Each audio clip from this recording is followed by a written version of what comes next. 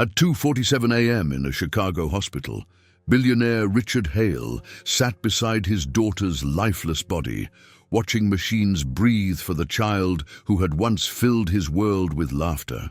Emily had been in a coma for 3 months after a devastating car accident, and the doctors were preparing to have the most difficult conversation any parent could face. But in the sterile silence of that intensive care unit, something impossible was about to happen that would challenge everything Richard thought he knew about life, death, and the power of love. A barefoot boy with ancient eyes appeared in the doorway like a ghost from another world, speaking words that would either save Emily's life or destroy it forever.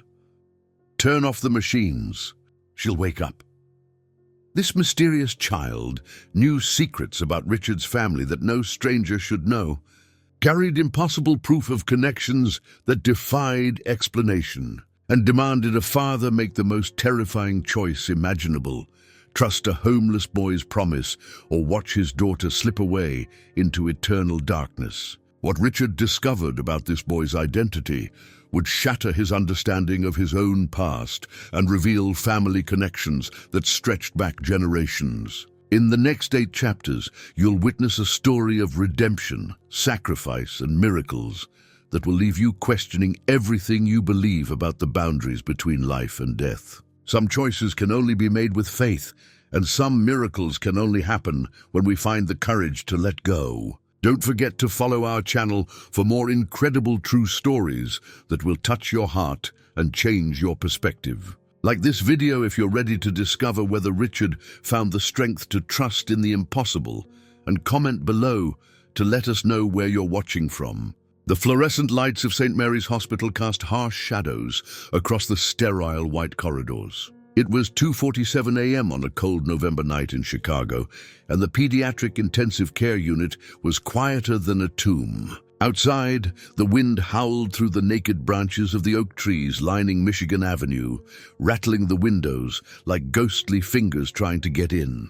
Richard Hale sat motionless in the uncomfortable plastic chair beside bed 7, his expensive Armani suit wrinkled from 3 months of sleepless nights. His weathered hands, once steady enough to sign billion-dollar deals, now trembled as they held his daughter's lifeless fingers. Emily, his 16-year-old princess, lay surrounded by a maze of tubes and wires, her chest rising and falling only because machines commanded it to. The accident had happened on Labor Day weekend. A drunk driver had slammed into Emily's Honda Civic as she drove home from her best friend's birthday party. 3 months, 2 weeks, and 4 days ago, Richard had counted every single hour since then, watching his daughter's beautiful face grow paler while the monitors beeped their monotonous rhythm of artificial life. "Mr. Hale," Dr. Peterson had said just hours earlier, his voice heavy with resignation, "we've done everything medically possible.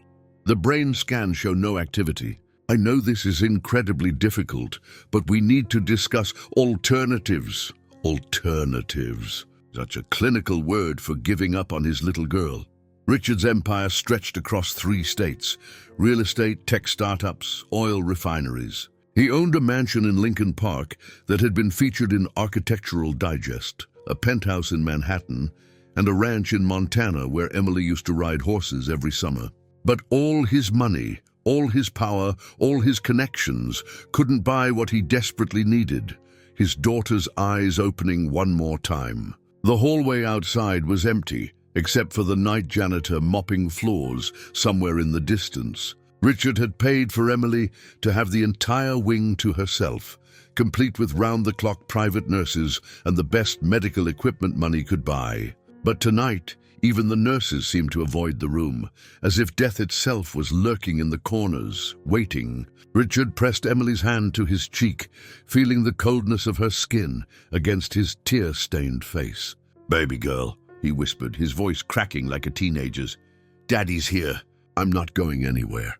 You just come back to me, okay? Come back to Daddy." The heart monitor continued its steady beep. Beep, beep, beep. Each sound felt like a countdown timer, marking the seconds until the inevitable conversation about pulling the plug. That's when he heard the footsteps. Soft, almost soundless, but distinctly different from the rubber soles of the medical staff. These were bare feet padding across the cold linoleum floor. Richard looked up, expecting to see a nurse, but instead saw a small figure hovering in the doorway, like a shadow. It was a boy, maybe 10 or 11 years old, with dirty blonde hair that looked like it hadn't seen a barber in months. His clothes, a faded Cubs t-shirt and jeans with holes in both knees, hung loose on his skinny frame. His feet were bare and black with grime, as if he'd been walking the streets for days. But it was his eyes that made Richard's breath catch in his throat. They were the deepest blue he'd ever seen, ancient and knowing, like they belonged to someone who had lived 100 lifetimes. "Excuse me, kid," Richard said, his voice hoarse. "This is a private room. You can't be in here." The boy didn't move. He just stood there, studying Emily with an intensity that made Richard uncomfortable. Those strange blue eyes seemed to see right through the machines and tubes, as if he were looking at something no one else could see. "Who are you?" Richard demanded, standing up from his chair. "How did you get past security?"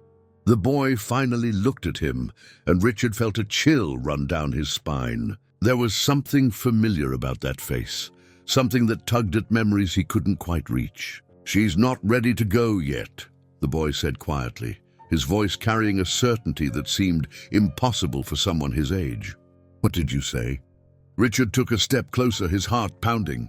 The boy walked further into the room, completely ignoring the signs that warned against unauthorized personnel. He approached Emily's bed with the confidence of a seasoned doctor, his small hand reaching out to touch the metal bedrail. "The machines are keeping her trapped," he said, never taking his eyes off Emily's face. "She's fighting to come back, but she can't with all these wires holding her down." Richard felt his anger rising. Some street kid had somehow gotten past millions of dollars worth of security to spout nonsense about his dying daughter. "Listen here, you little turn off the machines," the boy interrupted, his voice cutting through Richard's rage like a knife. "She'll wake up." The words hit Richard like a physical blow. He staggered backward, gripping the chair for support. "What did you just say?" The boy turned to face him fully, and Richard saw something in those blue eyes that made his knees weak. It wasn't the wild look of a delusional child or the desperate hope of someone clinging to false miracles. It was certainty, pure, unwavering certainty. "Turn off the machines, Mr. Hale," the boy repeated, his small voice carrying the weight of absolute truth. "Emily will wake up, but only if you have the courage to let her go first." Richard felt the room spinning around him. The fluorescent lights seemed too bright, the beeping monitors too loud. This had to be some kind of cruel joke, some sick prank orchestrated by his business rivals or his vindictive ex-wife. But as he stared into the boy's eyes, he knew with terrifying clarity that this was no joke. "You're insane," Richard whispered, but even as the words left his mouth, he felt doubt creeping into his heart like poison. "You're just some homeless kid who wandered in here. You don't know anything about medical science or—" "Emily dreams about horses," the boy said softly, cutting him off. "Brown horses with white spots running through a field of sunflowers. She dreams about the ranch in Montana where you taught her to ride when she was 7. She dreams about the promise you made her under the old oak tree, that no matter what happened, you'd always find a way to bring her home." Richard's legs gave out. He collapsed back into the chair, his face white as the hospital sheets. Nobody knew about that promise. He had whispered those words to Emily on her 7th birthday, during their last perfect summer together before the divorce, before the custody battles, before everything fell apart. It was their secret, something he'd never told another living soul. "How do you know that?" he breathed. The boy smiled then, and for a brief moment, his young face seemed to transform into something older, wiser, almost ethereal. "Because she told me." Richard's hands were shaking uncontrollably now. The rational part of his mind screamed that this was impossible, that comatose patients couldn't communicate with strange children, that medical miracles didn't happen to people like him who'd spent their lives stepping on others to climb to the top.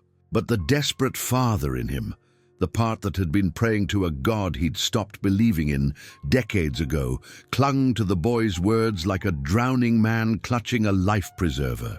"She told you." Richard's voice was barely a whisper.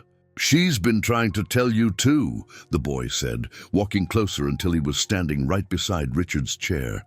"But the machines are too loud. Turn them off and you'll hear her." Richard looked at his daughter's still form, then back at the boy. "If I do that, if I turn off the machines and you're wrong, she dies," the boy finished for him. "I know. Then how can you ask me to—" "Because she's not living now," the boy interrupted.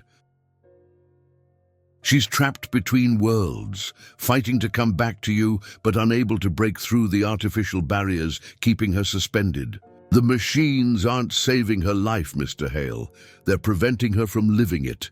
Richard felt tears streaming down his cheeks. In all his years of boardroom battles and hostile takeovers, he'd never felt so completely lost, so utterly helpless. Everything he thought he knew about the world was crumbling around him like a house of cards. "Who are you?" he asked again, but this time the question carried a different weight. This time, he really wanted to know. The boy reached into his pocket and pulled out something small and silver. He placed it gently on Emily's bedside table, and Richard's heart nearly stopped. It was a small silver cross on a delicate chain, the same necklace Emily had been wearing the night of the accident, the one the paramedics said they never found. "My name is Ethan," the boy said simply, "and I've been waiting a very long time to meet you." Before Richard could respond, before he could ask another question or demand more explanations, Ethan turned and walked toward the door. His bare feet made no sound on the linoleum, as if he were floating rather than walking. "Wait!" Richard called out, but the boy paused only at the threshold. "The choice is yours, Mr. Hale," Ethan said without turning around. "But choose quickly. Time is running out, and Emily is getting tired of fighting alone." And then he was gone, vanishing into the darkened hallway like a ghost, leaving Richard alone with his daughter, the impossible silver cross, and a decision that would either save his little girl's life or end it forever. The monitors continued their steady beeping, but now each sound felt different. Instead of marking time until death, they seemed to be counting down to a moment of impossible choice. A moment when a billionaire would have to decide whether to trust the word of a barefoot stranger or watch his daughter slip away into the darkness forever. Richard picked up the silver cross with trembling fingers, feeling its familiar weight. It was real. It was Emily's. And somehow, impossibly, a boy named Ethan had brought it back from the night that destroyed everything. Outside the window, the wind continued to howl through the Chicago streets. But inside room 7 of St. Mary's Hospital, a father sat in the darkness, holding his daughter's hand and wondering if miracles were real or if he was losing his mind. The choice was his to make, and time was running out. The sleepless hours crawled by like wounded animals dragging themselves across broken glass. Richard remained frozen in his chair, the silver cross burning like a coal in his palm, while Emily's chest continued its mechanical rise and fall. Every few minutes, he would glance toward the doorway, half expecting to see the boy named Ethan materialize again, like some kind of guardian angel or harbinger of madness. When the first pale light of dawn crept through the hospital windows, painting the sterile walls in shades of gray and gold, Richard finally allowed himself to close his eyes. But sleep brought no peace. In his dreams, he saw Emily running through the sunflower fields of their Montana ranch, her laughter echoing across the endless sky. And behind her, always just out of focus, ran a small figure with bare feet and knowing blue eyes. The sound of approaching footsteps jolted him awake. Dr. Peterson entered the room, flanked by 2 security guards whose faces bore the grim expressions of men who'd been called to deal with an intruder. Behind them walked Margaret Wells, the head nurse whose iron-gray hair and no-nonsense attitude had earned her the nickname the Warden among the younger staff. "Mr. Hale," Dr. Peterson said, his voice carefully neutral, "we need to discuss what happened here last night. The security footage shows an unauthorized person entering this room around 3 a.m. Can you tell us what occurred?"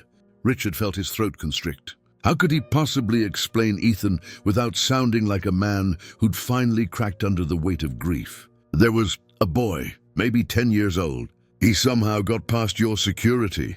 The larger of the two guards, a thick-necked man named Rodriguez, shifted uncomfortably. Sir, we've reviewed every camera in this building.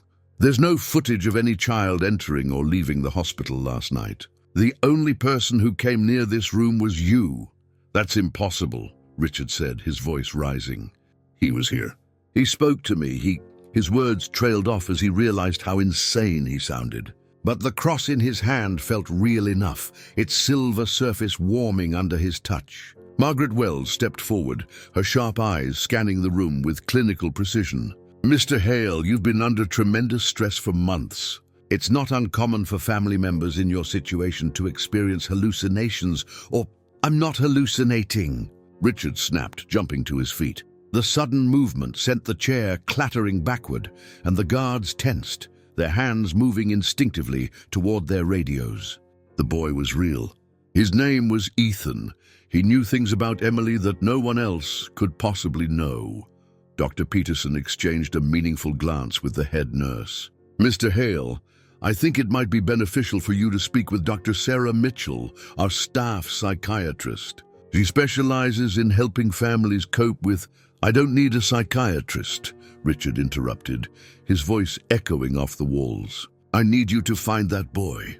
The smaller guard, a wiry man with prematurely white hair, cleared his throat. Sir, we've checked every floor, every closet, every supply room in this hospital. We've questioned every staff member who was on duty last night. Nobody saw a child matching your description. Richard felt the walls of reality closing in around him.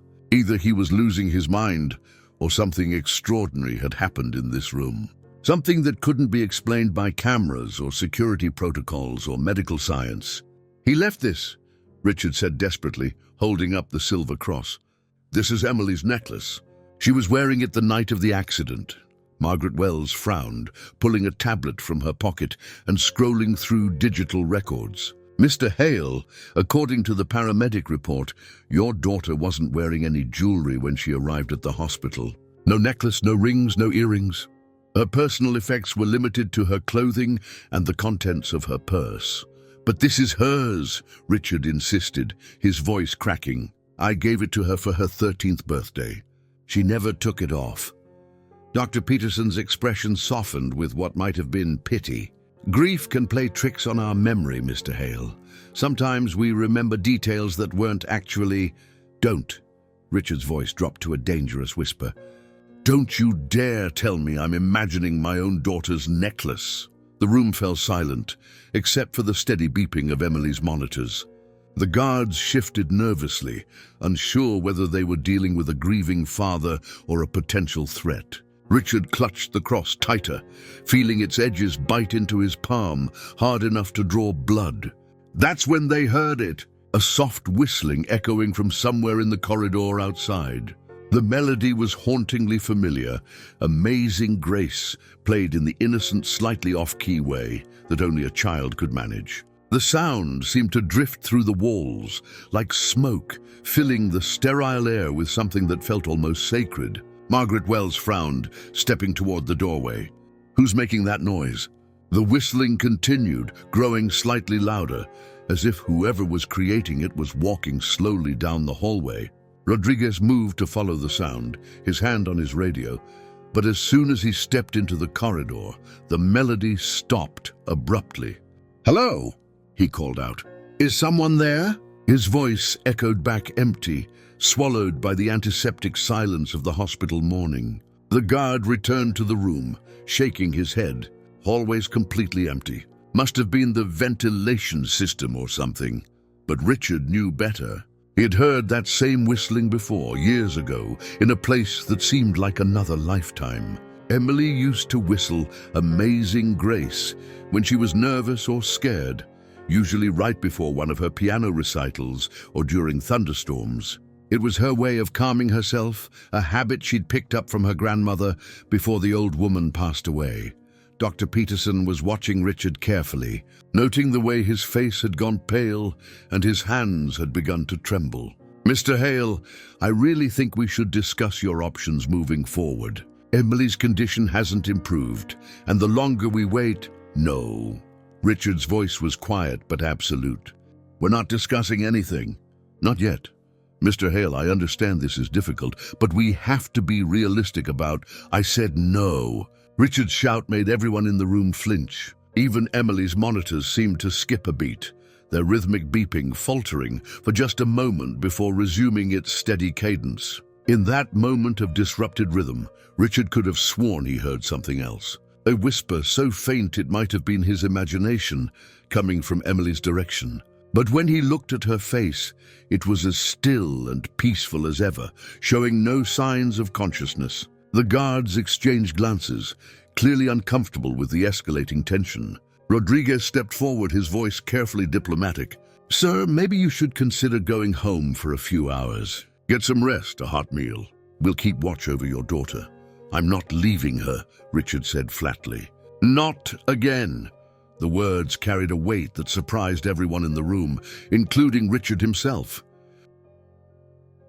He hadn't meant to reveal so much, but the exhaustion and stress had worn down his usual emotional barriers. The truth was he blamed himself for Emily's accident. If he hadn't been so focused on a business deal that weekend, if he hadn't missed her call, asking for a ride home from the party, if he had just been a better father. Margaret Wells softened her approach, her voice taking on the gentle tone she usually reserved for the youngest patients. "Mr. Hale, staying here around the clock isn't helping Emily or yourself. You need to take care of your own health too." "She needs me here," Richard whispered, sinking back into his chair. "What if she wakes up and I'm not here? What if the last thing she remembers is me missing another important moment in her life?" Dr. Peterson sat down in the chair beside Richard, abandoning his clinical distance for a moment of human connection. "You're a good father, Richard. Emily knows that. But she also wouldn't want you to destroy yourself watching over her." Richard looked down at the silver cross in his hand, its surface now warm from his grip. Whether it was real or imagined, whether Ethan existed or was a figment of his breaking mind, the message was clear. His daughter needed him to make an impossible choice. And somewhere in the sterile corridors of St. Mary's Hospital, a boy with ancient eyes was waiting for his answer. The afternoon sun streamed through the hospital windows, casting long shadows across Emily's motionless form. Richard had convinced the medical staff to give him space, promising to consider their recommendations about next steps, a euphemism that made his stomach churn every time he heard it. The security guards had finally left, but not before installing additional cameras in the hallway and posting a uniformed officer at the nurses' station. They were treating him like a man on the edge of a breakdown, and perhaps they weren't wrong. Richard sat in his familiar chair, the silver cross resting on Emily's bedside table where he could see it catch the light. Every few minutes, he would reach out to touch it, needing the physical proof that something inexplicable had happened in this room. The metal was always warm, as if it had been resting against someone's skin, rather than lying on a cold hospital table. The sound of expensive heels clicking against linoleum announced the arrival of his ex-wife before she even appeared in the doorway. Victoria Hale Morrison swept into the room like a perfectly groomed hurricane, her platinum blonde hair pulled back in a severe chignon that emphasized her sharp cheekbones. She wore a black Chanel suit that probably cost more than most people made in a month, and her cold blue eyes surveyed the scene with the calculating precision of a corporate raider. "Richard," she said, her voice carrying just enough concern to sound genuine to any eavesdropping medical staff. "You look absolutely terrible." "Victoria," Richard didn't bother to stand or offer any pretense of civility. Their marriage had ended in a spectacular blaze of infidelity, betrayal, and billion-dollar lawsuits that had kept the Chicago gossip columnists busy for months. The only thing that had ever united them was their love for Emily, and even that had become a battlefield in their custody war. "Dr. Peterson called me," Victoria continued, settling into the visitor's chair with practiced elegance. "He's concerned about your mental state. Apparently, You've been hallucinating homeless children and claiming Emily's jewelry has magically reappeared." Richard's jaw tightened. "I'm not hallucinating anything." Victoria's gaze fell on the silver cross, and for just a moment, her carefully constructed mask slipped. Richard caught a flicker of something that might have been recognition, quickly replaced by her usual cold skepticism. "Where did you get that?" she asked, her voice dropping to just above a whisper. "You recognize it. It wasn't a question." Richard leaned forward, studying his ex-wife's face with the intensity he'd once reserved for hostile business negotiations. "You know this is Emily's necklace." "Don't be ridiculous," Victoria said, but her voice lacked its usual conviction. "Emily never owned anything that cheap-looking. I always bought her jewelry from Tiffany's." "Her grandmother gave her this cross," Richard said, picking up the necklace and letting it dangle from his fingers. "Your mother, right before she died. Emily wore it every single day for 3 years, even though you hated it because it didn't match her image." Victoria's perfectly applied makeup couldn't hide the pallor that crept across her features. "My mother never gave Emily any jewelry. She was too sick those last few months too. She was lucid the day she gave Emily this cross," Richard interrupted. "It was the week before she passed. Emily came home from visiting her grandmother and showed it to me. She said Grandma Rose told her it would protect her as long as she had faith." The silence stretched between them like a taut wire. Victoria stared at the cross as if it were a venomous snake, her hands clasped so tightly in her lap that her knuckles had gone white. "Even if that were true," she said finally, "it doesn't explain how you suddenly have it." "The paramedics found no jewelry at the accident scene. I went through every item in Emily's car myself. A boy brought it to me last night. A boy named Ethan." Victoria's laugh was sharp and brittle. "Oh, Richard, you've finally lost it completely, haven't you? First you drive our daughter away with your workaholic obsessions. Then you let her get into that car on the night she was desperate for attention you never gave her. And now you're creating imaginary children to ease your guilt."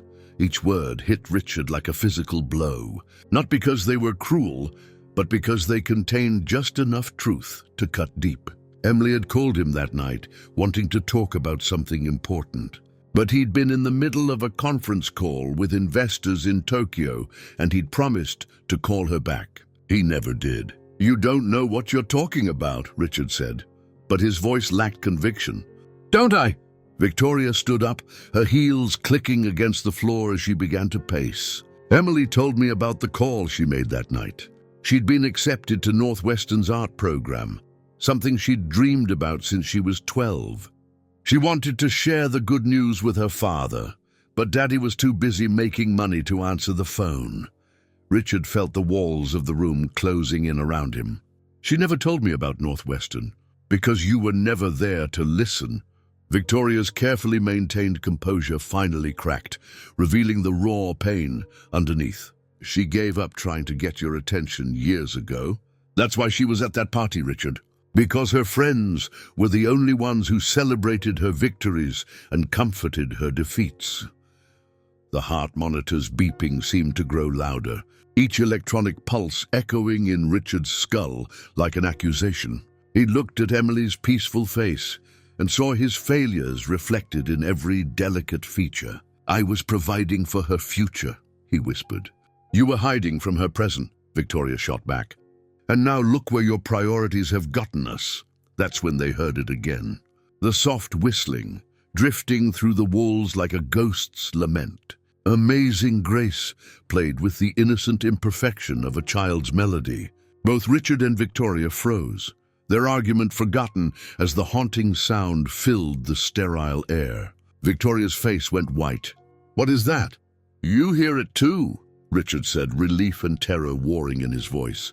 The whistling grew slightly louder, and now they could hear footsteps accompanying it. Bare feet padding softly against linoleum, moving with the unhurried gait of someone who had all the time in the world. Victoria moved closer to Richard, her earlier hostility replaced by genuine fear.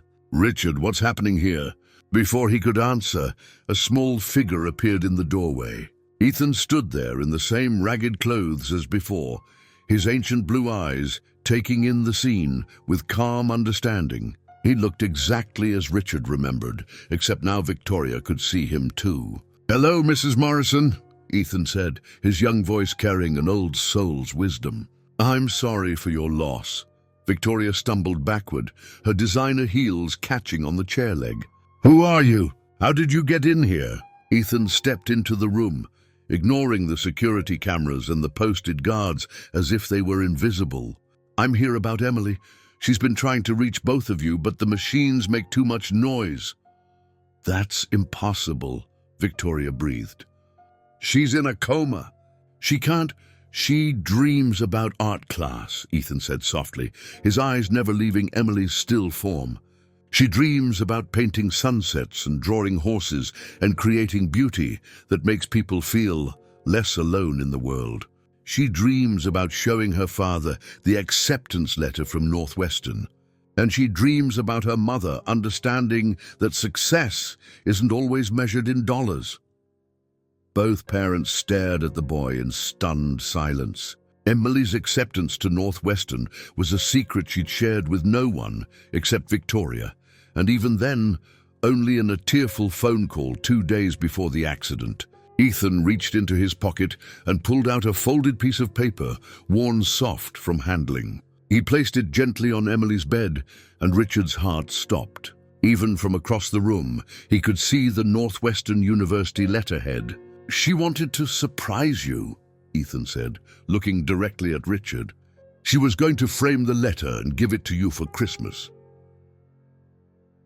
She thought maybe if you saw how proud you could be of her art, you might finally understand that not everything valuable can be bought or sold." Richard's hands shook as he reached for the letter. The paper was real, the letterhead authentic, the acceptance genuine. His daughter had achieved her greatest dream, and he'd never known because he'd been too busy chasing his own ambitions to answer her call. "How do you have this?" Victoria whispered. Ethan smiled sadly. "Because she gave it to me, right here in this room 3 nights ago. She said if her parents couldn't hear her voice, maybe they'd listen to her heart." The boy turned toward the door, but paused at the threshold just as he had the night before. "The choice is still yours, Mr. Hale," he said without turning around. "But now Mrs. Morrison gets to choose too. Emily won't wait much longer. She's tired of being caught between worlds.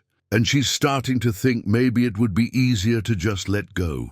And then he was gone again, leaving 2 devastated parents alone with their daughter. A mysterious acceptance letter and the terrible weight of an impossible decision. The Chicago streets gleamed with fresh rain as Richard pushed through the hospital's revolving doors, his expensive leather shoes splashing through puddles that reflected the neon glow of the city's late-night establishments. It was past midnight, and the November air bit through his wool overcoat like frozen needles. He'd left Victoria in Emily's room, both of them too shaken to continue their conversation after Ethan's impossible appearance. Richard walked aimlessly through the empty streets, his mind reeling with questions that had no rational answers. How could a homeless child know about Emily's Northwestern acceptance? How could he appear and disappear without being caught on security cameras? And most disturbing of all, how could both Richard and Victoria see and hear him if he was just a hallucination? The city at night was a different creature than during the bustling daylight hours. Shadows stretched long and dark between the towering buildings, creating pockets of mystery where anything seemed possible. Richard found himself drawn toward the older part of town, where 19th-century architecture mixed uneasily with modern developments, creating a landscape that felt caught between 2 worlds. That's when he saw him. Ethan was sitting on the front steps of St. Augustine's Catholic Church, a Gothic structure that had weathered over a century of Chicago winters. The boy looked impossibly small against the massive stone pillars, his bare feet tucked up under his thin frame for warmth. In the pale glow of the streetlights, he looked more like a guardian angel than a street child, if angels wore torn Cubs t-shirts and had dirt under their fingernails. "I wondered when you'd come looking for me," Ethan said, without looking up as Richard approached. His breath formed small clouds in the frigid air, proof that he was flesh and blood rather than some ethereal apparition. Richard climbed the church steps slowly, his legs feeling heavier with each stride. "You're real," he said, more to himself than to the boy. "As real as grief," Ethan replied, finally lifting those ancient blue eyes to meet Richard's gaze.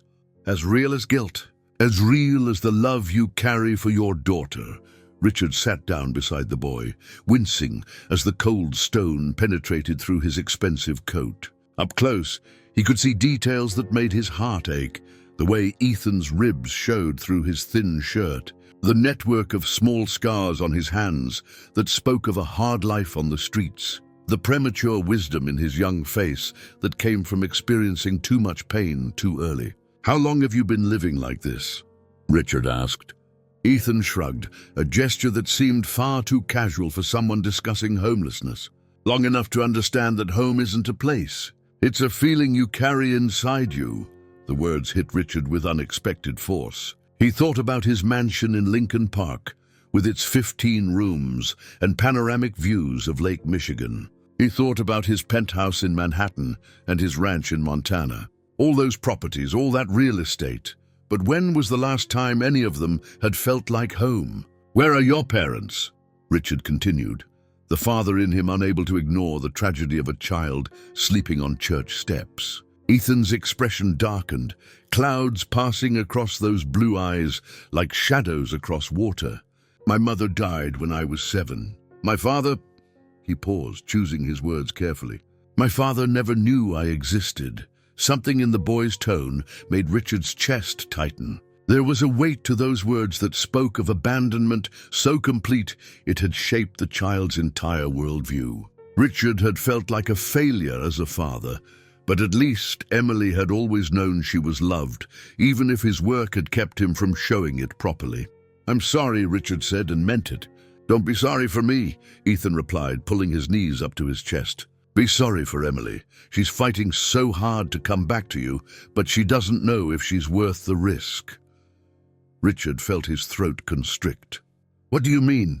Ethan turned to face him fully, and in the dim light of the street lamps, Richard could see tears glistening in the boy's eyes. "She knows about the insurance money, Mr. Hale. She knows that if she dies, you'll receive $30 million. She knows that if she lives but remains disabled, you'll spend that much and more on her care for the rest of your life." The words hit Richard like a physical assault. He'd forgotten about the life insurance policy, a massive coverage plan that Victoria had insisted on when Emily was born. It had seemed like responsible planning at the time, but now it felt like a millstone around his neck. "You think I care about money?" Richard's voice was raw with emotion. "You think $30 million could ever replace my daughter?" "I know you don't care about the money," Ethan said softly. "But Emily doesn't know that. She's been listening to the doctors' conversations, hearing them talk about quality of life and medical costs and the burden on families. She thinks maybe everyone would be better off if she just let go."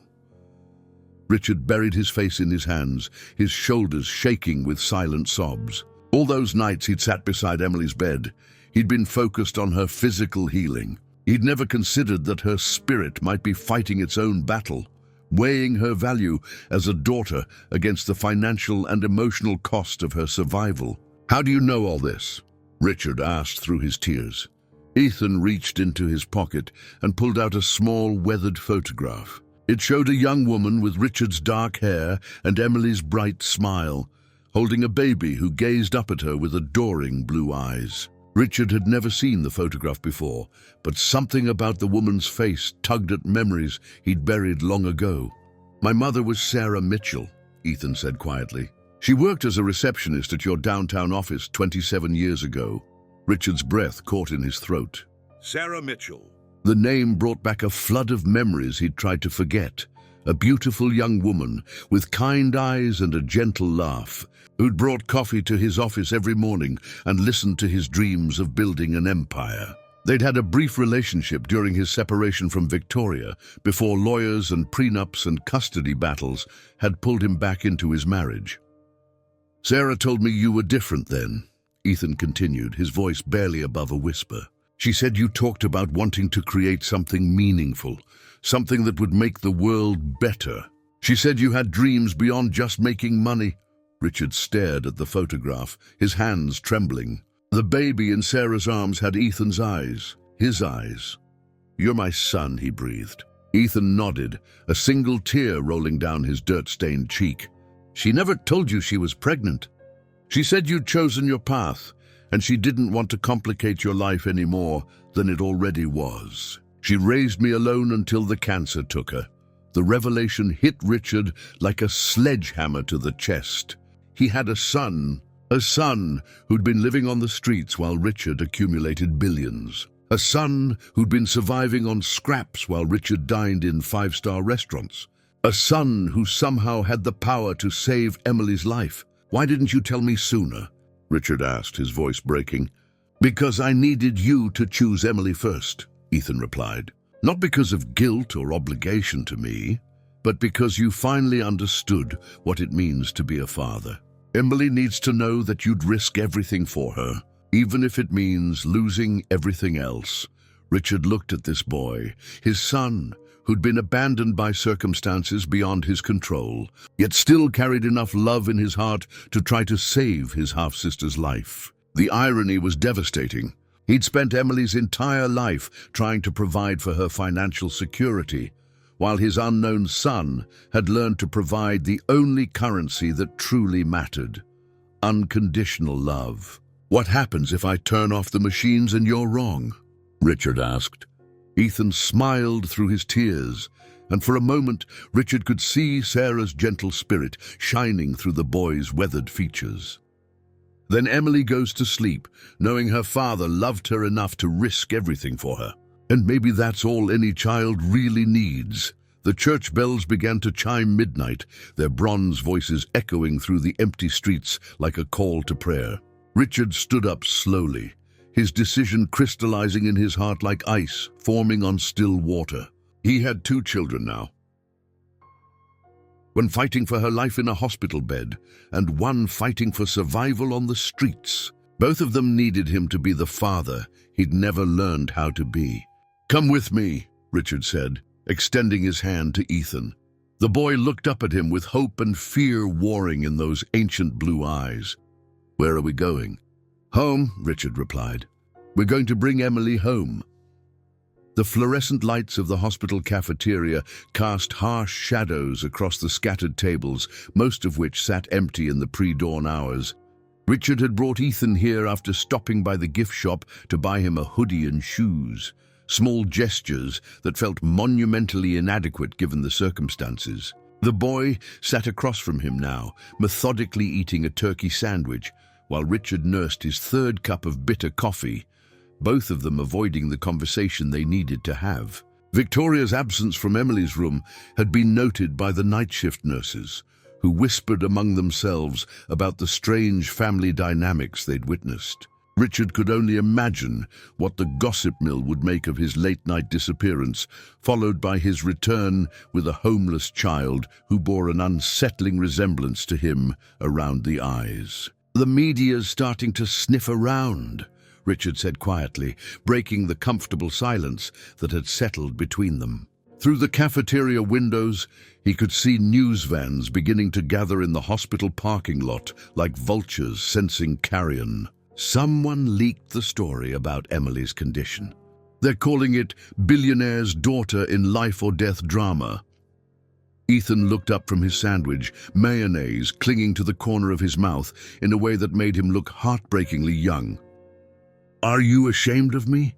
he asked with the directness that only children possessed. The question hit Richard like a sucker punch. "What? Oh, when they find out about me," Ethan continued, his blue eyes steady and unflinching, "when they discover you have a bastard son living on the streets, will you be ashamed?" Richard felt his chest tighten with a mixture of grief and rage, not at Ethan, but at himself. How had he created a world where his own child had to ask such a question? "Never," Richard said firmly. "I'm ashamed of myself for not knowing about you sooner. I'm ashamed of the man I became while you were growing up alone. But I will never, ever be ashamed of you. Ethan's carefully constructed mask of maturity slipped for just a moment, revealing the wounded child underneath. His lower lip trembled almost imperceptibly before he regained control. "My mother used to say that shame was just love wearing a disguise," Ethan said softly. "She said people hurt the ones they care about most because love makes them vulnerable, and vulnerability is scary." The wisdom in those words came from Sarah's gentle spirit, Richard realized. Even in death, she was still teaching their son lessons about forgiveness and compassion that Richard had never learned. Before Richard could respond, the cafeteria doors burst open with enough force to rattle the glass. Victoria strode in, flanked by two men in expensive suits who had the predatory look of corporate lawyers. Behind them walked a woman Richard recognized as Janet Torres, the most ruthless entertainment reporter in Chicago, her camera crew trailing like remoras following a shark. "There he is," Victoria announced loud enough for the cameras to pick up. Richard Hale, abandoning his dying daughter to play savior to some street urchin. The camera lights blazed to life, turning the sterile cafeteria into a makeshift television studio. Richard instinctively moved to shield Ethan from the glare, but the boy sat perfectly still, as if he'd expected this moment all along. "Mr. Hale," Janet Torres called out, her voice carrying the false warmth of a predator luring prey. "Can you comment on reports that you've been experiencing hallucinations while your daughter Emily fights for her life upstairs?" Richard felt the familiar rage building in his chest, the same fury that had powered him through countless hostile takeovers and boardroom battles. But when he looked at Ethan, still calmly eating his sandwich despite the chaos erupting around him, he forced himself to remain seated. "My daughter's medical situation is private," Richard said evenly. "What about this boy?" Victoria interjected, pointing an accusing finger at Ethan. "Witnesses say you've been seen with him multiple times, claiming he has some mystical connection to Emily. Are you having a breakdown, Richard?" The larger of Victoria's lawyers, a man named Harrison, who'd made his reputation destroying families in custody battles, leaned forward with the hungry expression of a man sensing blood in the water. "Mr. Hale, are you currently under the influence of any medication or illegal substances that might impair your judgment regarding your daughter's care?" Richard started to rise, his hands clenching into fists, but Ethan's small fingers touched his wrist. The contact was gentle but firm, an anchor in the storm of media attention and legal maneuvering. "It's okay," Ethan said quietly, his voice somehow carrying over the chaos. "Let them ask their questions." Janet Torres sensed an opportunity and thrust her microphone toward the boy. "What's your name, son? How do you know Mr. Hale?"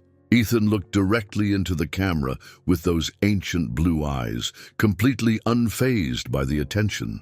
"My name is Ethan Mitchell. Richard Hale is my father." The silence that followed was deafening. Victoria's face went white, then flushed crimson as the implications hit her. The lawyers exchanged glances that spoke volumes about billable hours and scandal management. Janet Torres looked like she'd just won the journalism lottery. "That's impossible," Victoria breathed, but even as she spoke, Richard could see her doing the math. The timeline, the resemblance, the reason Richard might have been drawn to help a homeless child. "My mother was Sarah Mitchell," Ethan continued, with the calm certainty of someone telling an indisputable truth. "She worked for Mr. Hale 27 years ago. She never told him about me because she didn't want to complicate his life." The camera crew moved in closer, sensing the story getting bigger by the second. Harrison was furiously taking notes, while his colleague was already on his phone, probably calling their office to prepare for the legal earthquake this revelation would cause. "You have proof of this claim?"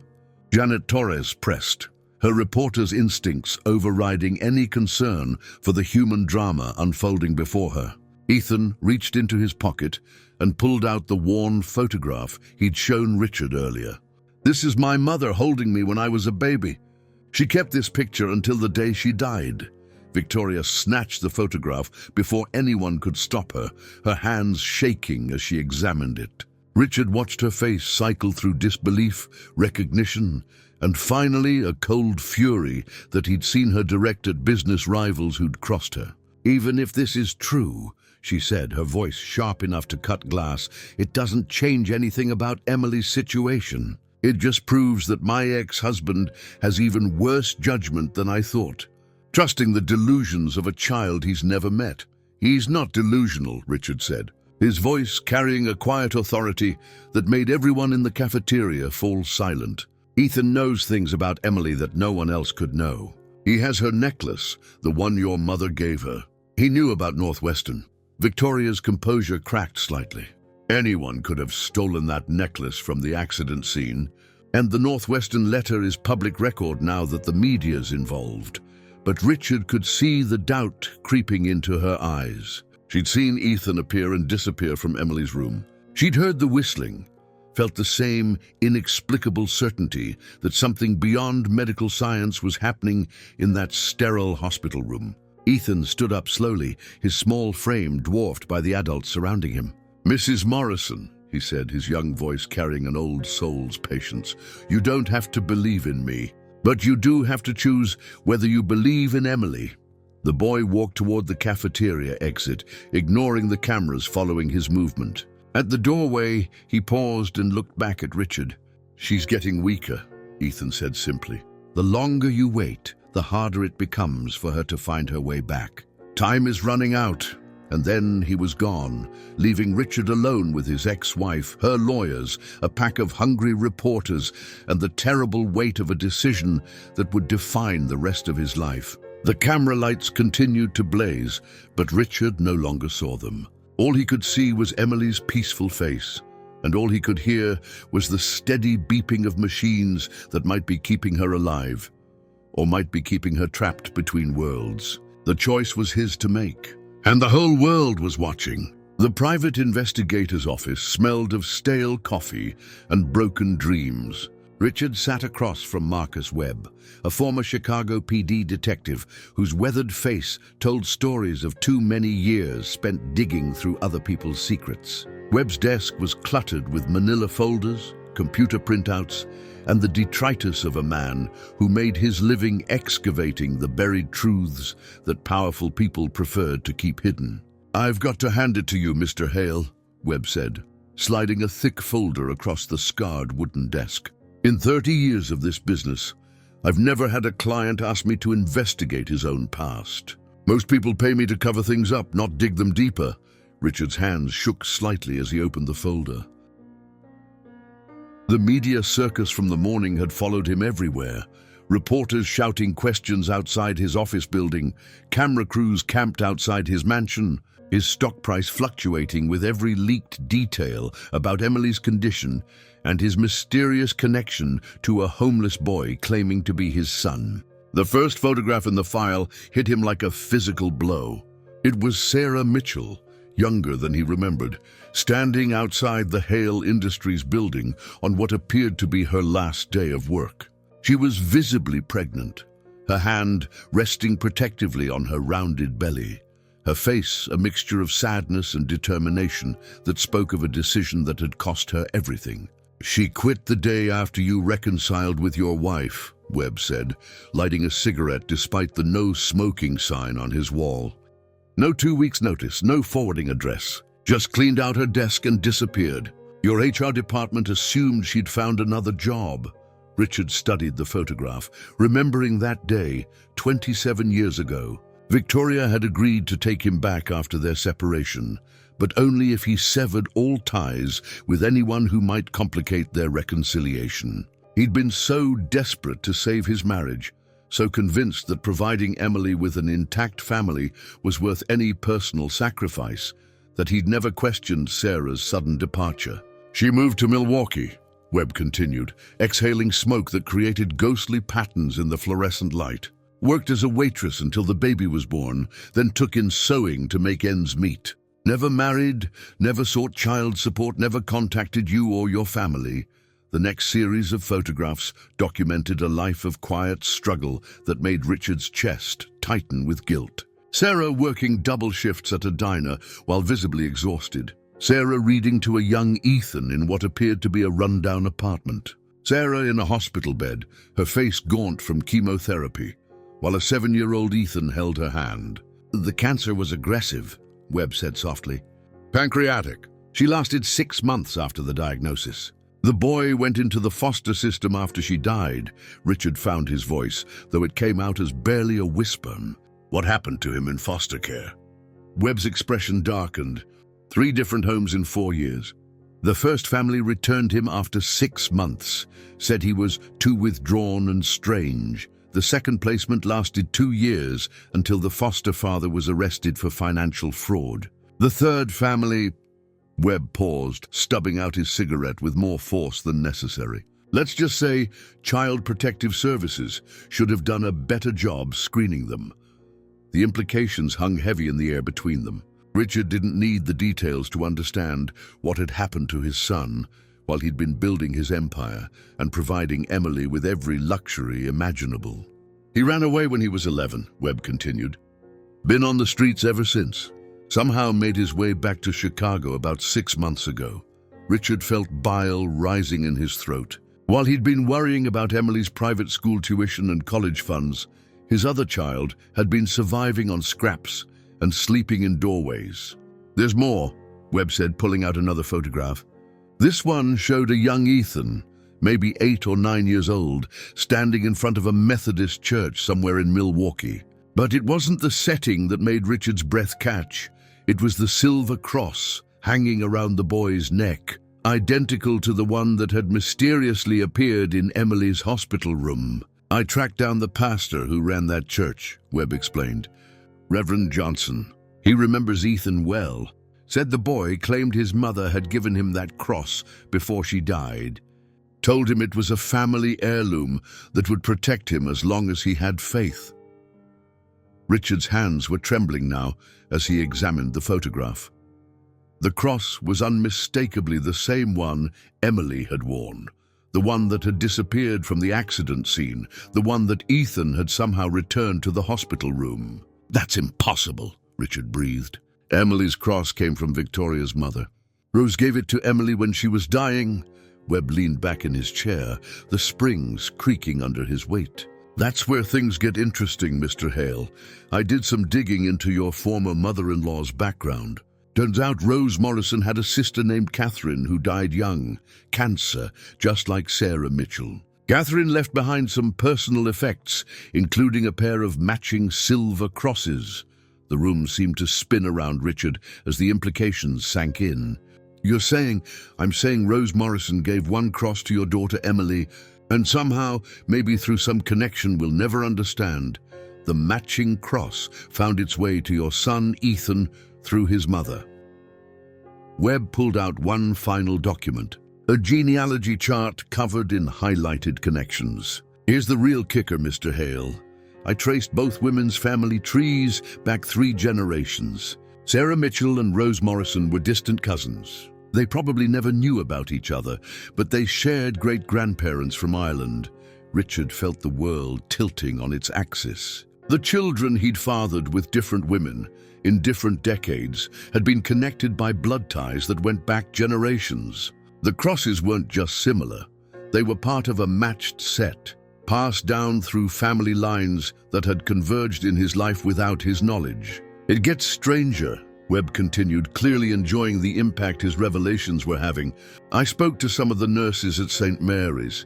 They say Ethan has been seen in that hospital before, not recently, but years ago when he was younger.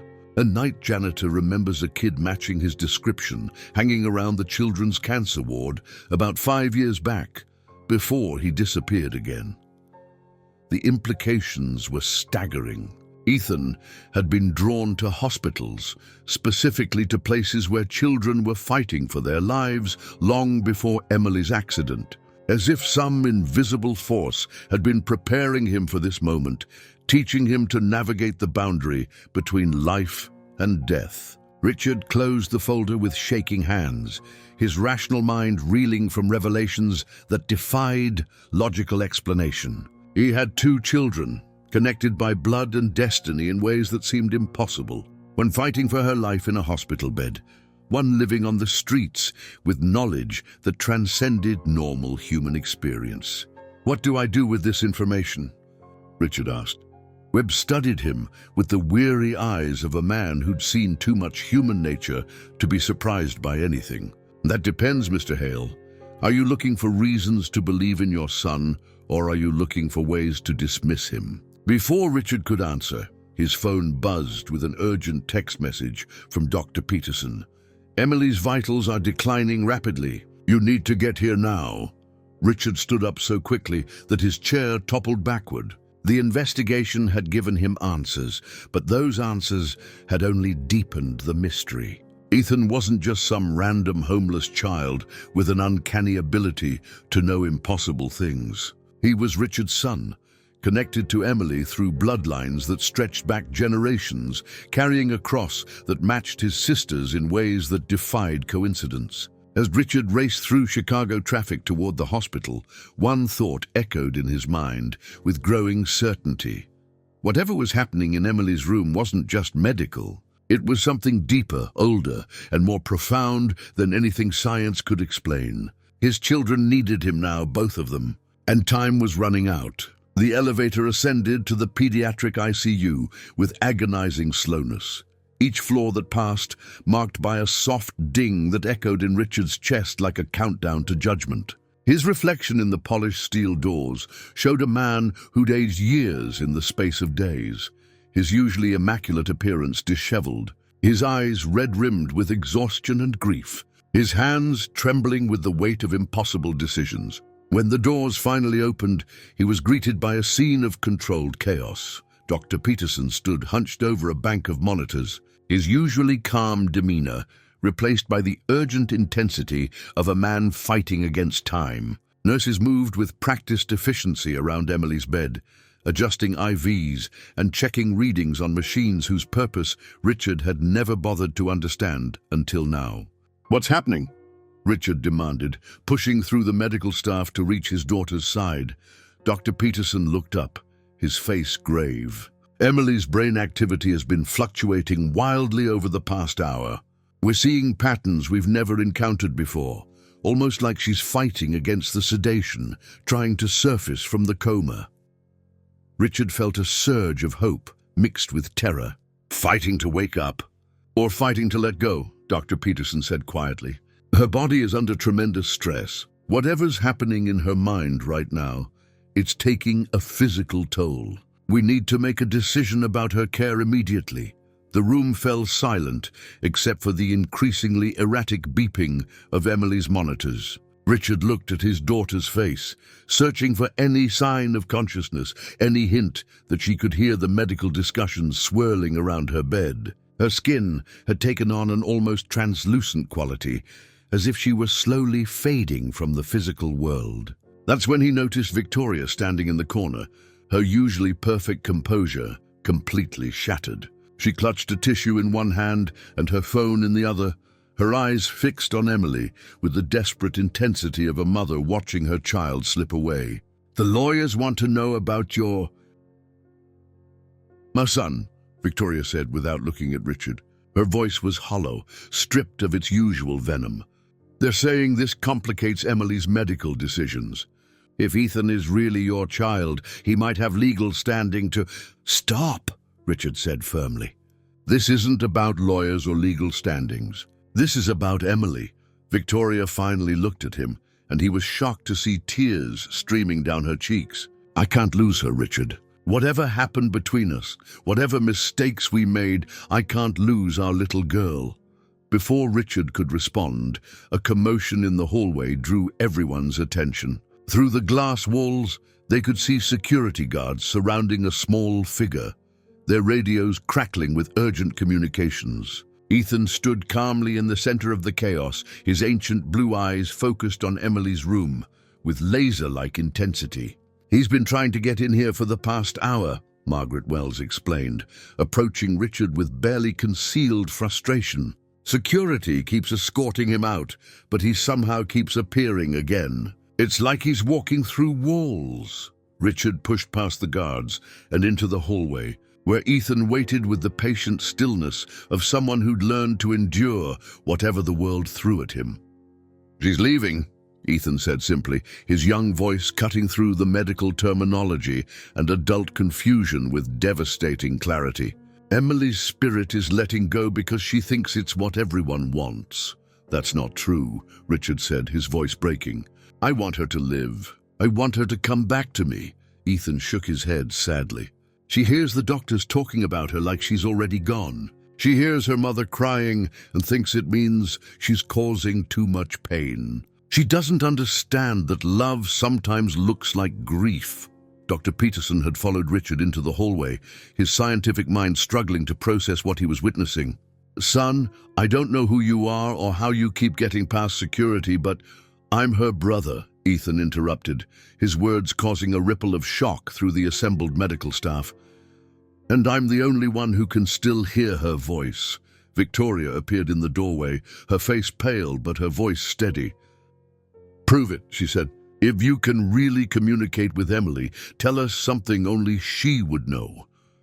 Ethan closed his eyes for a moment, as if listening to something only he could hear. When he opened them again, they were filled with tears. "She wants you to know that she forgives you for the fight you had the night before the accident," he said, looking directly at Victoria. "She said hurtful things about the divorce and about choosing sides, but she never stopped loving you. She's sorry she said you were a terrible mother."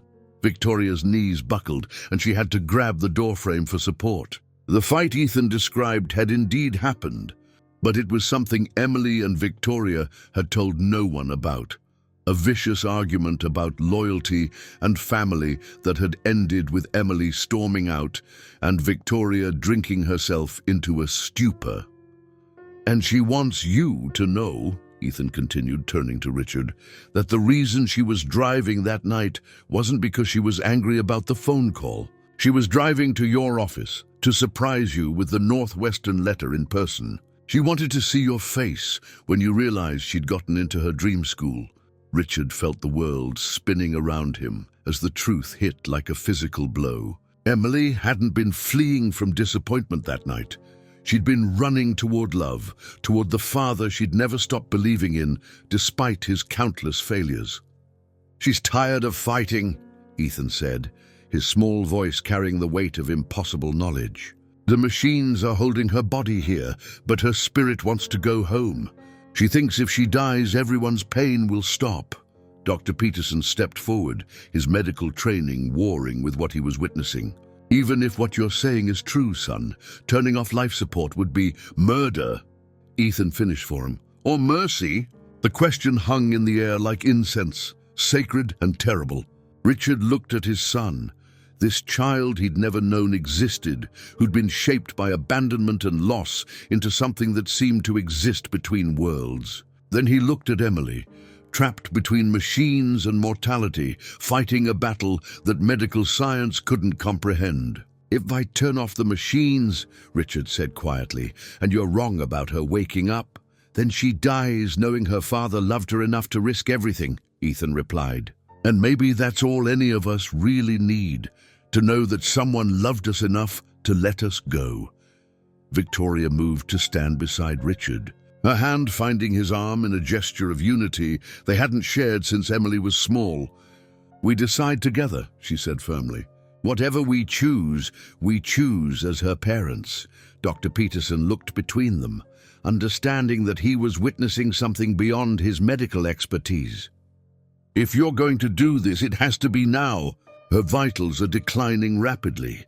Richard felt the weight of the silver cross in his pocket, warmed by his body heat and carrying the hopes of generations. His children, both of them, needed him to be brave in a way he'd never been before. Not brave enough to make money or win battles or build empires, but brave enough to trust in love when everything logical told him to hold on. He looked at Ethan, this miraculous boy who'd appeared like an answer to prayers he'd never known how to pray. Then he looked at Emily, beautiful and still, and waiting for her father to finally choose faith over fear. The decision was his to make, and for the first time in his life, Richard Hale knew exactly what love required him to do. The silence in Emily's room was deafening as Richard's hand hovered over the life support controls. Dr. Peterson had reluctantly explained which switches would shut down the ventilator, which monitors would go dark, which machines would stop their mechanical breathing that had kept his daughter suspended between worlds for 3 long months. The medical staff had been dismissed at Richard's request. This moment belonged to family alone. Victoria stood on the opposite side of Emily's bed, her manicured hands gripping the metal rail so tightly her knuckles had gone white. Her perfectly applied makeup had long since been washed away by tears, revealing the raw vulnerability of a mother facing the unthinkable. She nodded almost imperceptibly when Richard looked at her, a silent affirmation that they would face this together.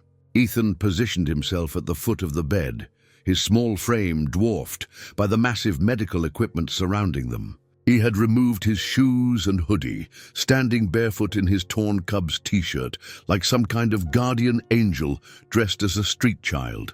His ancient blue eyes were fixed on Emily's face with an intensity that made the air itself seem to shimmer.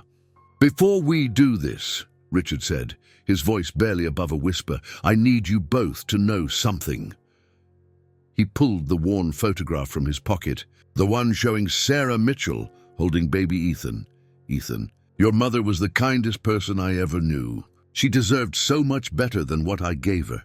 And Emily," his voice cracked as he looked at his daughter's peaceful face, "you deserved a father who was present for all the moments that mattered. I'm sorry I failed you both."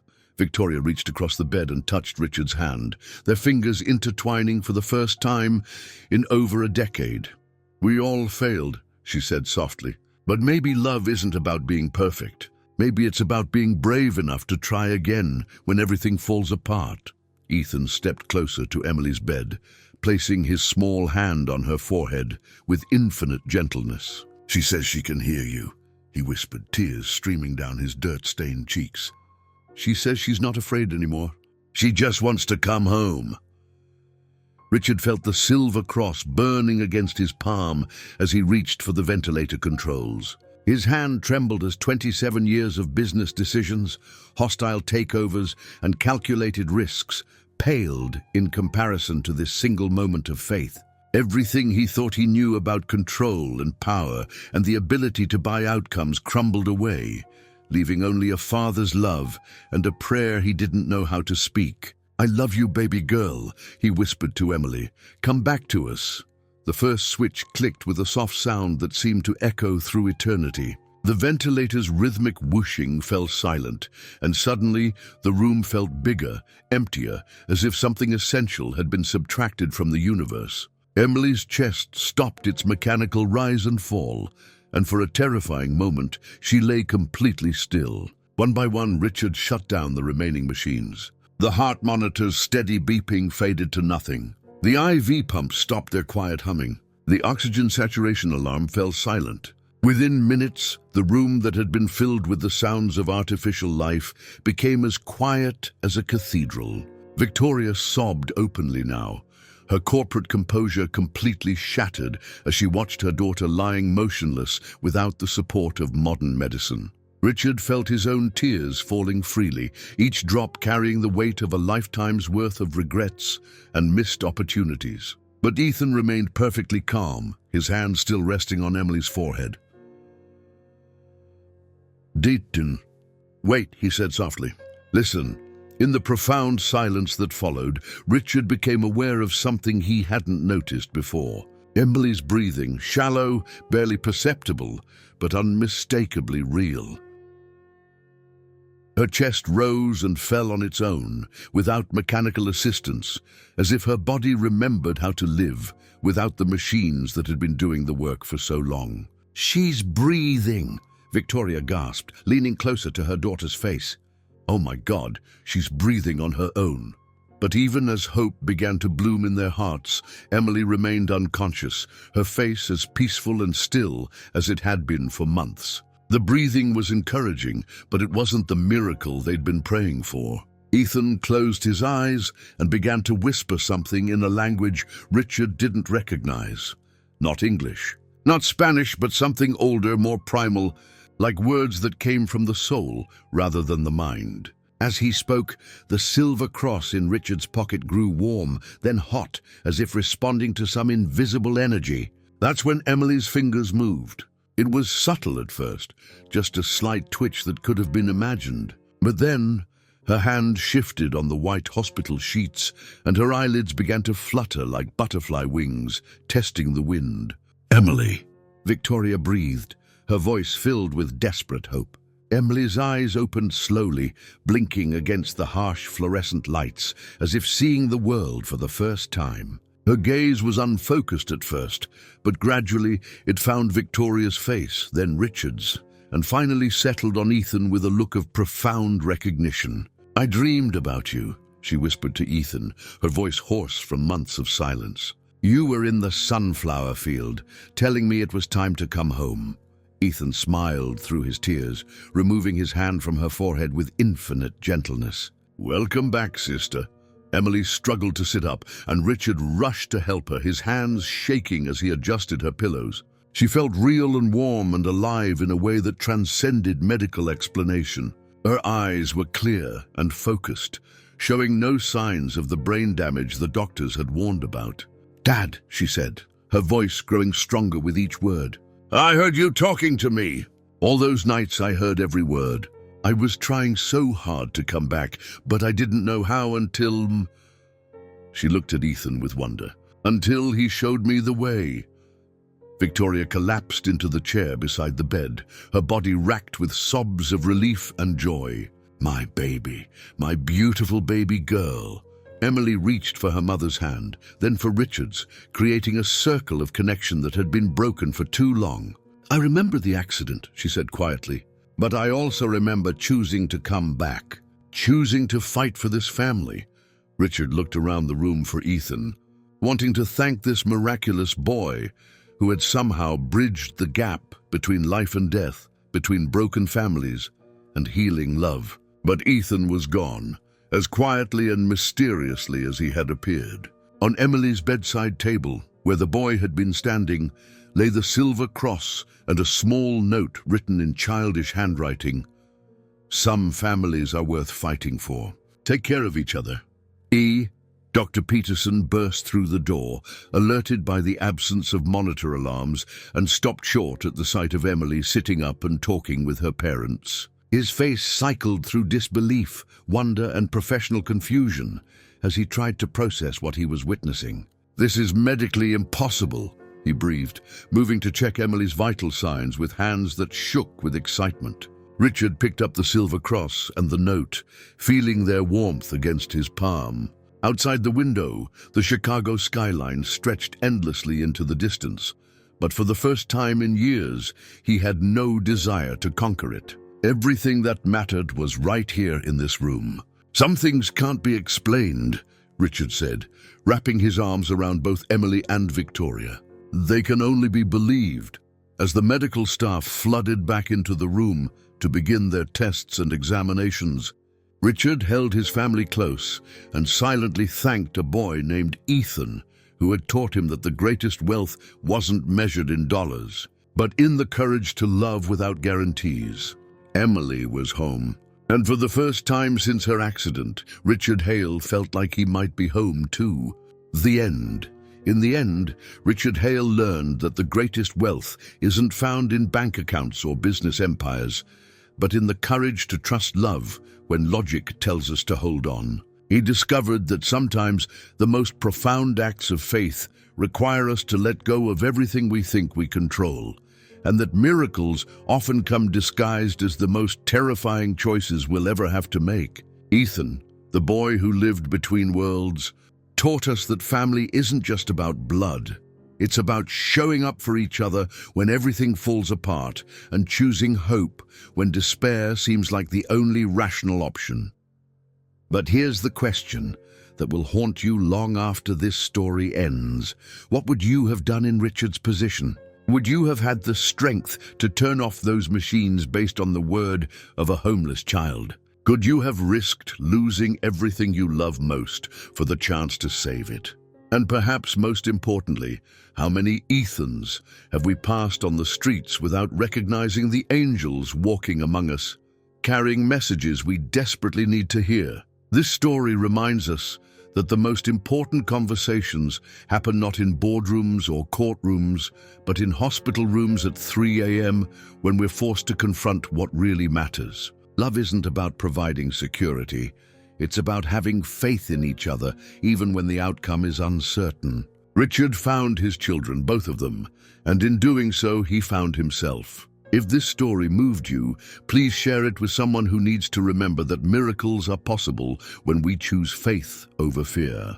Like this video and follow our channel for more incredible stories that will challenge your heart and change your perspective on what it truly means to be human.